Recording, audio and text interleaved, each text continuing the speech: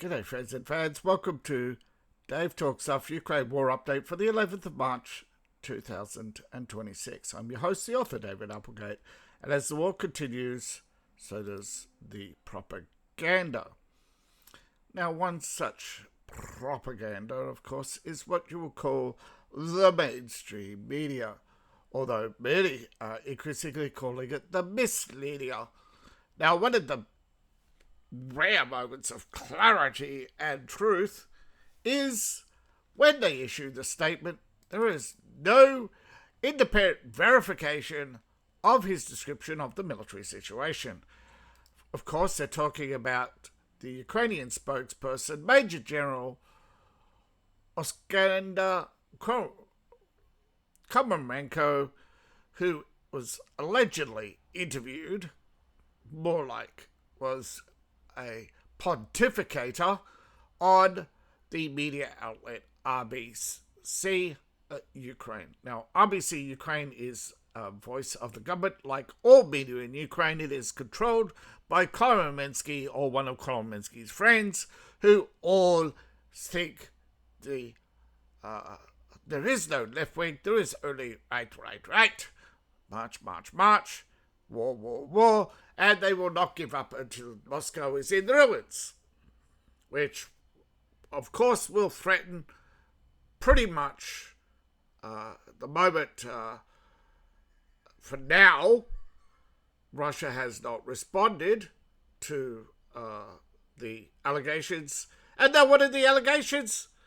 Are the allegations that Ukrainians have retaken nearly all the territory of southeastern Dnipro. Now we go to the map. This is the map today.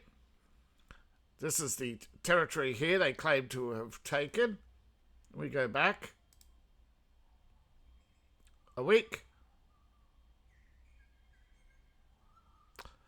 Now you have independent verification that in fact Ukraine is a piece of propaganda. Here we have when Russia claimed to have here taken Heremovskia in Dnipro 3 months ago. They lost this territory shortly after, but then regained it.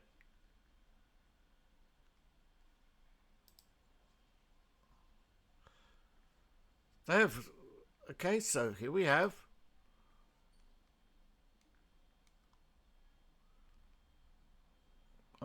there's Novopol. So all this territory, as you can see, this here that Ukraine allegedly liberated over the last week or the last 24 hours, in fact, wait, still loading, has not been occupied by Russia. So, yet again, Ukraine has made a false claim, and unfortunately, the Institute of War has given them credit for taking territory that Russia has not occupied. Now, there are factual statements in here. At its peak, Russia occupied nearly 27% of Ukraine in the initial phase of 2022. The highest they've occupied since then is November 2022, 19.4. It's still around, it's still around that. But the casualties, look at it. 200,000 in a month, allegedly. Yet there are no mass funerals in Ukraine. Ukraine has only handed over a handful of bodies. If Russia was pushed back and slaughtered 200,000, where's all the bodies? Where's the mass graves? They would be seen by satellite. Instead, we have no independent verification. Again, the Institute of War, a Washington study think tank. No other think tank is backing them up in their claims. And they're published by the Washington Compost, a notorious product of propaganda. They are now, according to some, the Institute for the Study of War is losing its prestige and may, in fact, no longer have some military contracts as unreliable. What a surprise. Now, of course, a lot of these things are secret, so you can only go off rumours.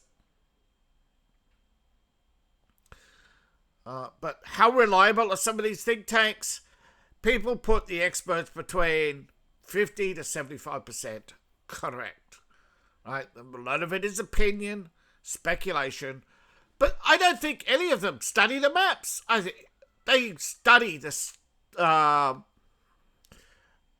forget the name of the feed. It's all these big news organizations. They subscribe to like Reuters, AP. They get a news feed, RSS feed, but it's a special RSS feed of press releases from organizations like the Russian Ministry of Defense, the Ukrainian Defense Ministry, Britain, also statements by the various intelligence organizations, such as Open Source Intelligence.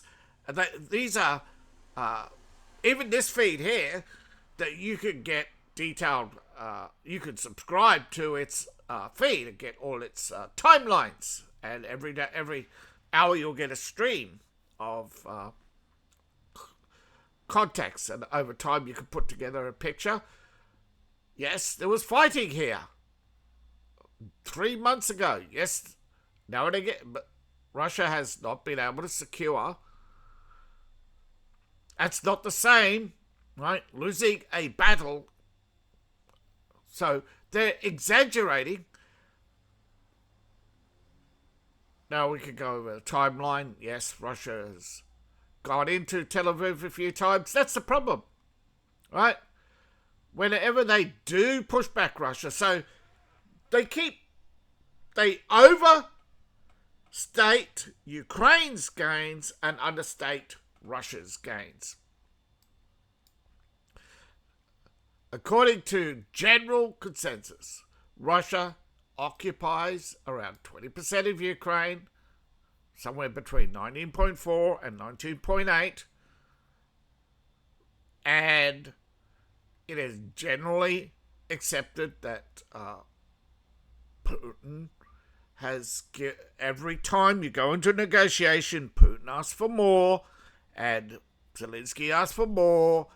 Neither side will budge, but this is what happens in a negotiation. If you say you want to buy a car for $19,990 and it's $22,000, you go in, look at it, and you go, maybe 18, and the dealer would be, and you go, what about 19? And then he goes, ooh, and then you go 19.5, and that's how you negotiate. Now, same thing when you're selling. Someone says, "Oh, I'd like, what are you going to sell this for?" And you go 22, and they go, "No." And they go, oh, 20, 19.5. I could go as low as 19.5. So, do you understand? Negotiating is not walking into a store and going, oh, I want 25% off, and it's like, bitch, please get out of here. No, that's not negotiating. That's TV drama, and this is the problem. People are treating everything like a TV drama.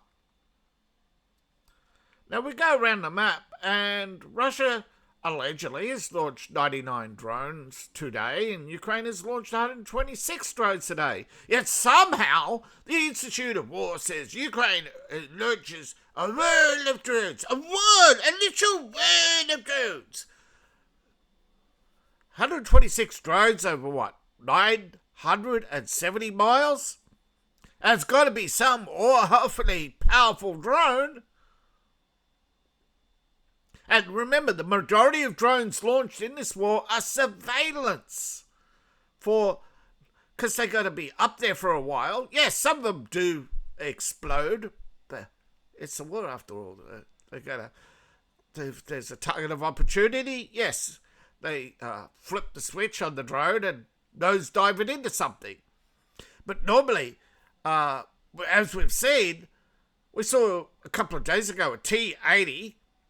There's ABC variants. They didn't say which one, but C is apparently the turtle shell one with the reactive armor, and it got hit by 8 different drones. But because it hit reactive armor plates, they actually, as it hit, they exploded and blew the drones, literally counter-exploded the drones 8 times.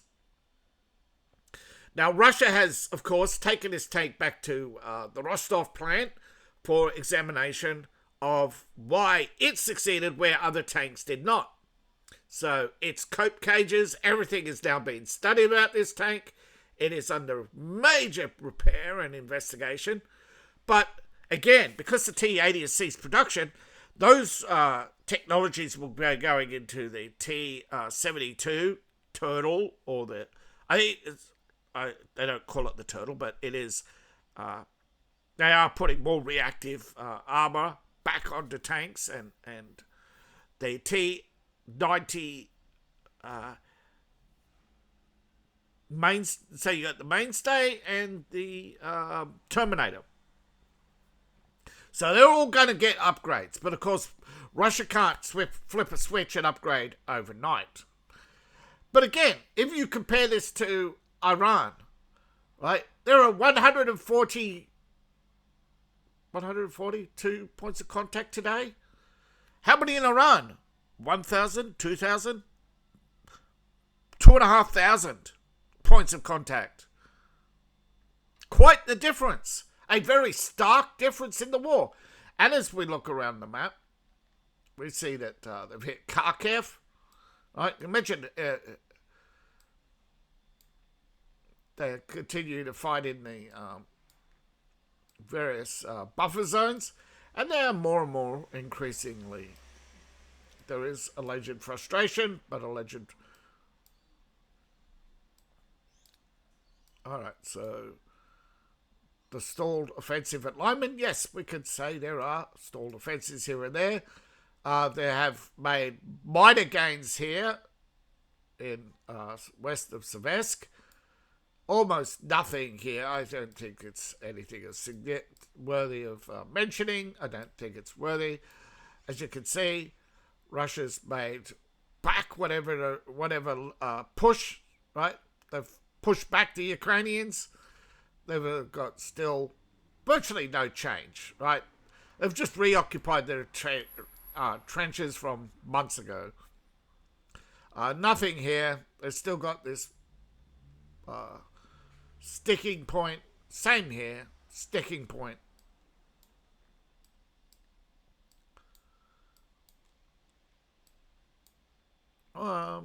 Still pretty much stuck. Nothing.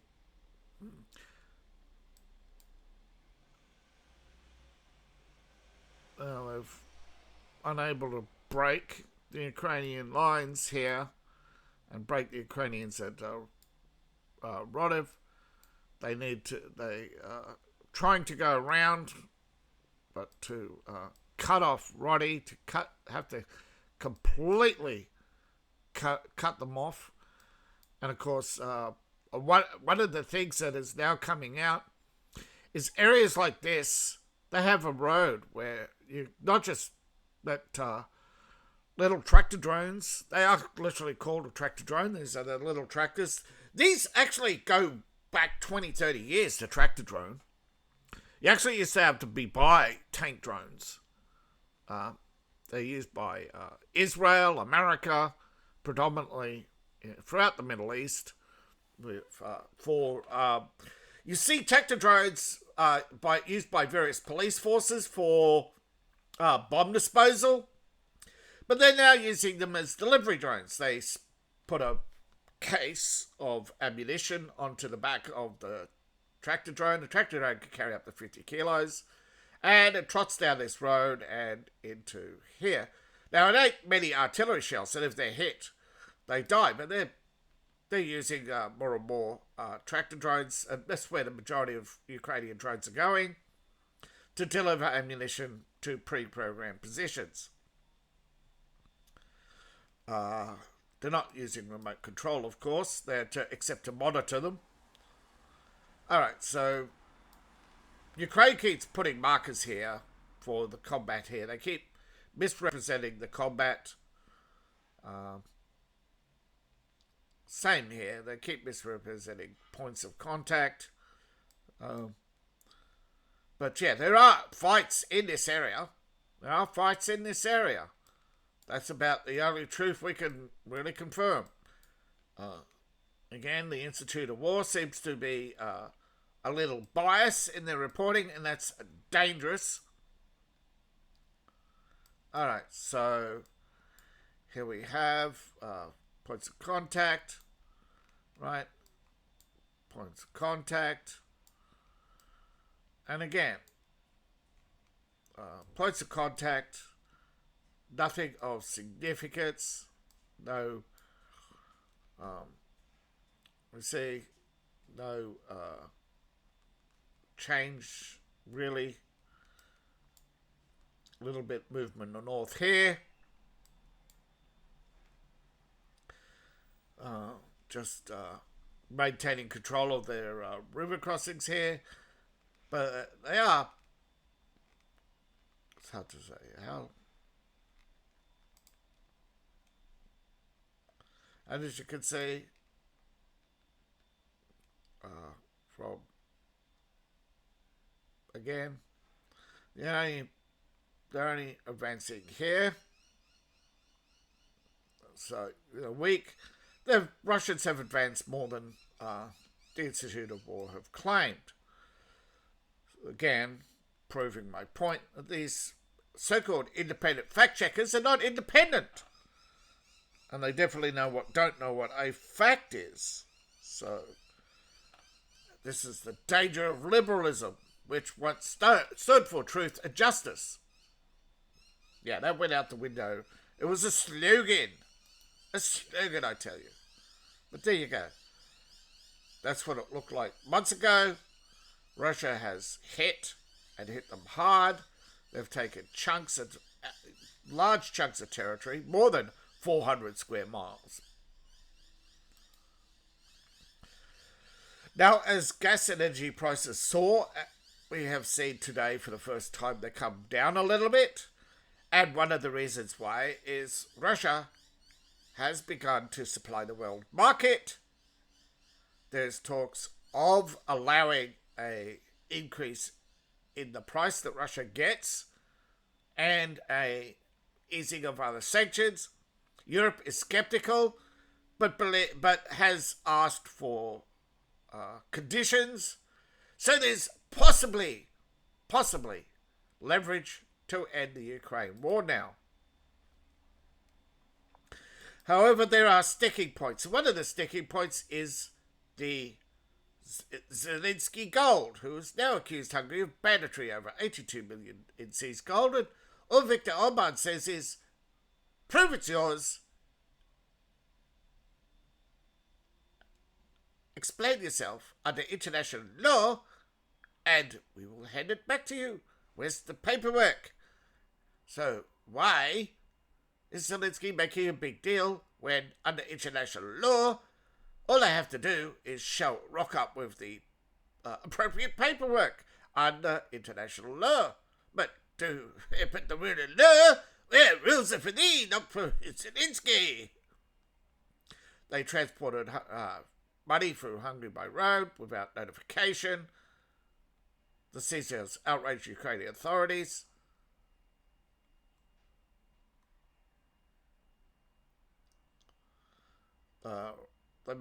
Russia and Ukraine have made rival claims of battlefield success, saying we won over 150 square miles, and the Institute says, that's right, yeah, but no, both claims are both claims by Ukraine. Remember way back when, where is it? Zelensky claimed to have personally liberated, it's up here, Diplonovia. Hey, we liberated Diplonovia. The Russians have never been there but no. It's again all propaganda, smoke and mirrors. So there's a lot of... I just remember yesterday telling you that sometimes I wish I could show you how deep the propaganda goes so you understand how, if you're looking at other channels, they're lying to you. The Institute of War is misrepresenting. They are not... It's still a lie, but they are overstating Ukraine's victories and understating Russia's losses in order to play at the heartstrings. Why? Because there are millions of dollars in aid donations made daily to Ukraine by gullible idiots who don't understand that this money is converted to cash and then distributed in Ukraine to Ukrainian officials. It's not going to the people of Ukraine because there's no accountability. 9 gold bars. That's 9 people getting a share of $82 million, split 9 ways. Plus a bunch of cash, which is probably going to be split per bundle. So, this is what you're looking at is probably money donated to one of Ukraine's phony charities like the Drone Army of Ukraine or the Feed Ukrainian Children's Fund. They've all been declared. All the Ukrainian NGOs are rated poor,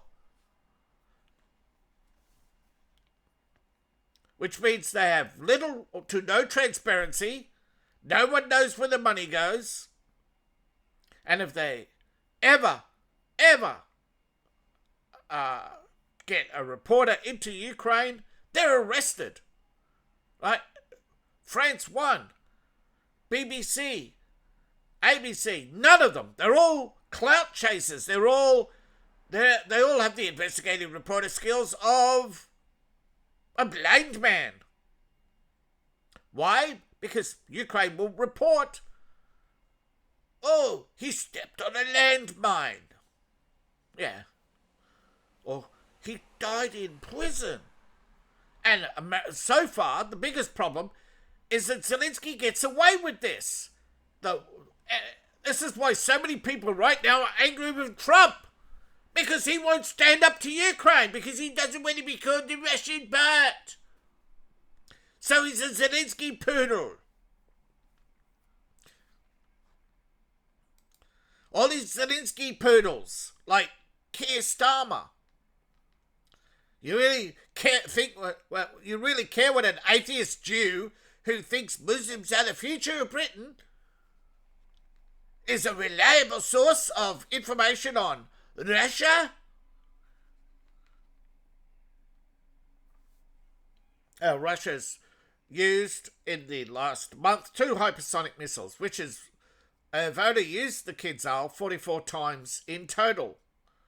Now, sometimes they've announced what it hits. Other times they've just... it has a large warhead, radar visibility. It has hit a Patriot system in the past, but not the entire system. Remember, the Patriot system is 4 launchers spread out in bunkers.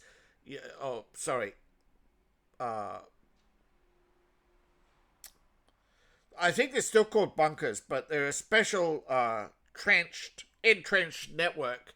So even if one gets hit, the explosion is contained in a round trench with a explosive ramp. So So if the explosion goes off, it's actually directed up and away from the other launchers. Again, Hungary has asked Ukraine for an explanation of the seized funds, and they believe the seized funds could have been used for meddling in Hungary.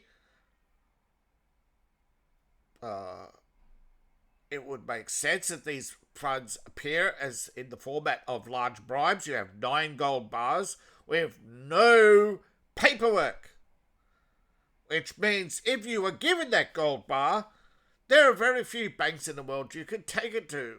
So why would you take a gold bar, which has a serial number, with no paperwork? You could be immediately accused of stealing it. So there has to be some provenance to that gold somewhere. Or would you take a bribe of a gold bar when it's got a serial number on it? You've got to be a muppet. But I think it's the same with cash, right? Cash is all serial numbered these days. You be very careful taking money as a bribe, because you want to know that those bills aren't sitting on. You hear the police about, it's unmarked bills. No one marks bills anymore. They just put it through a money counter machine and it goes brrr and it gets a counter. But that machine actually has a memory of every serial number that you just put through, and it's downloaded by USB. They don't mark bills anymore. That's all TV. I don't think they ever did. I think it's TV movie. What are points of serial numbers if you're going to put a little X on it? That's bullshit. But so, we have tensions between Hungary and Ukraine growing. Ukraine has threatened Hungary. So far, Europe has told Ukraine, cut it out. But did they mean cut it out full stop, or don't do it in public? Now, in a rare case, a Su-27 got within range of the Russians. And like anything gets within range of the Russian air defense. Now, it was obviously on a mission. As you can see, it has an engine fire. Smoke is coming out of its intakes. So it's probably in a spin. That's why it's got a crazy pattern. Now, obviously, it was struck just off camera. Those are the decoys that it's launched, as you can see where it's hit. Bellowing smoke. The pilot has been, and nothing here about the pilot or the method of which it was shot down. But it was combat operations by Russian aerospace.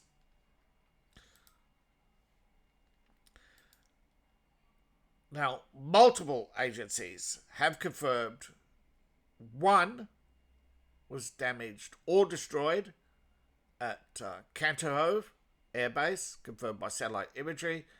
Its Su-24 was shot down. So, this one may have actually made it back to base. But another one,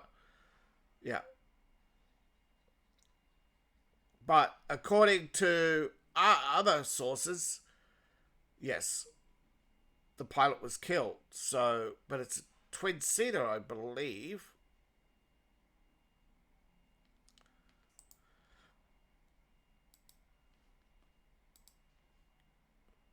Now, it's quite possible.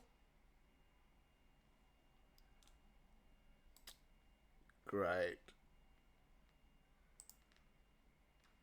No, I want the Ukrainian story. Because the Ukrainian story is actually, when they lose somebody significant, they do admit to it. No. Alright. It wants to load the language. And I don't know why, because it hasn't done this before.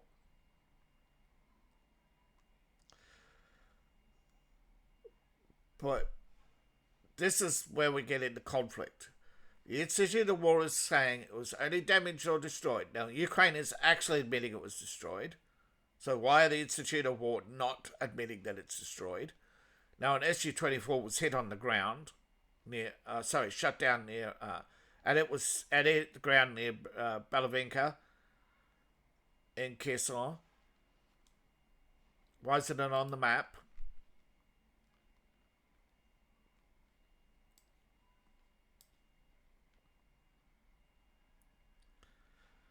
So the pit, there it is. By the way, this is they're fighting here. Russia says they gave up this ground because it's low and in artillery range without significant cover. They fire from behind the. As you can see, there is elevated positions here, and here it is not elevated positions. Where would you like to have a trench? Here in the open mud and swamp, where Ukraine can fire at you all day? Oh, nice here, a nice high dry ground. Better still, behind the nice high ground, with your artillery guns going kaboom, kaboom, kaboom, kaboom. So, yeah, Ukraine is not winning. They're not losing either. Do you know what a quagmire is, Institute of War? Now, I am told that videos like mine are routinely AI inspected. Where's my $7,000, Israel? Come on, give me my $7,000. You heard the rumors, right? That Israel plays influencers $7,000. I don't get $7,000. So, all you, I forget his name now, but I call him Glenn Finnick and all the other accusers. Where's my $7,000, man? Do I look like I get $7,000 a month from Israel? Come on, Israel, cough up. I've been doing this since 2022, so you owe me back pay. You owe me back pay, Israel. Now, I don't know. Israel's reportedly paying influencers because it's the Ukraine war, isn't it? What? No, Zelensky's a Jew? I thought I told you that. Here are the experts. Kimberly Kagan, president and founder, and Frederick Kagan, director of critical threats projects. And they write for the Washington Compost.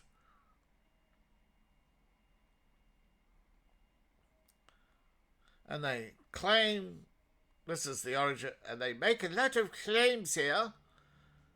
But one thing is true. US is putting pressure on Ukraine to make concessions and sue for peace, encouraging Putin to, which of course is encouraging Putin to keep fighting, to take more territory. Because that's the only way. Because Ukraine will not cede the territory Russia has taken. They will not negotiate the territory Russia has claimed. They will not negotiate a settlement in which Russia could say, with certainty, here's where we draw up the border, and we have this nice buffer zone that's going to be, that the UN and other inspectors are going to look at, and they know and can trust that Ukraine is going to be sanctioned for violating those. But then it'll be like Korea. South Korea violates international law, nothing happens. North Korea, nothing happens. China, nothing happens. In fact, China has has taken territory now of 17 countries. Or 17 times. I think it's 17 times. Including India has lost territory in the Himalayas. And India is currently working to retake that territory. So, don't think that Ukraine is unique. There are many wars in Africa. Houthis, Liberia, Mali, Libya, Angola. Actually, Angola is spreading, is a somewhat civil conflict now spreading to ethnic Chinese in Angola. China has failed to protect foreign Chinese, which under international law, China would be justified in sending a contingency force to protect the Chinese community from attacks by Angolans. And China's international affairs, and they would be saying the Africans have been racist, targeting Chinese for their ethnicity and stealing from their businesses based on their ethnicity. Why? China is very confused. Chinese are very confused right now. Even Taiwan has said, you know what, if you're right, why don't you stand up to Angola? Right? You keep talking about how you're going to stand up to the United States. You can't even stand up to Angola.